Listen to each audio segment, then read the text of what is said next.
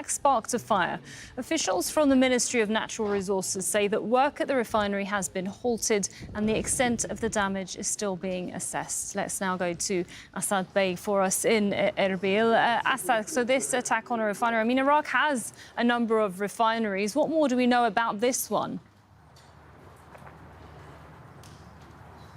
Well, this one is in the semi-autonomous region of Kurdistan here in the north Iraq. We understand that the drone strike took place on Saturday evening at the Lenaz refinery. As a result of that, it triggered a fire, and authorities temporarily suspended activities at that refinery whilst they assessed the damage. Now, that refinery is responsible for distribution of oil in this region, and even limited damage would raise concerns about the energy infrastructure here.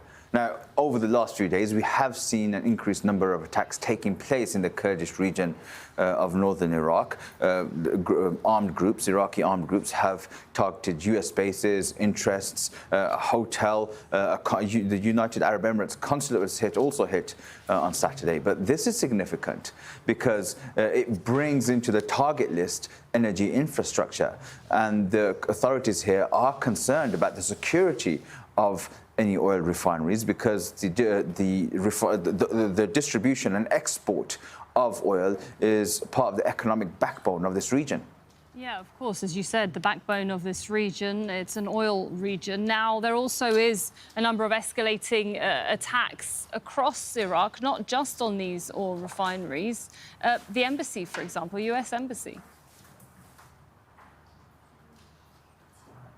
Yes, the U.S. Embassy compound was hit early on Saturday by a missile, and we understand that part of the air defense system was damaged. But there have been an increased number of attacks, increased frequency of attacks across Iraq. And the United States Embassy has urged its citizens to leave immediately, citing an increased number of drone, missiles and rocket attacks against U.S. interests and bases. But at the same time, the United States and Israel have also been targeting armed groups, factions under the Popular Mobilization Forces.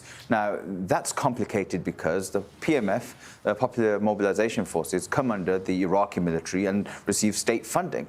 So politicians in Baghdad are condemning those attacks whilst trying to balance the relationship with Washington, whereas here in the Kurdish region of northern Iraq, they're calling on Baghdad to rein in those factions and condemning those attacks. So just to remind our audience, Iraq is the only country that's faced attacks from multiple sides in this conflict, from the United States, from Iran, and those armed groups inside Iraq within its own borders. So it's a very difficult balancing act for Iraq, and they don't want to be a part of this conflict or any military escalation. But the reality is that they already are a part of it because of all these attacks taking place across the country.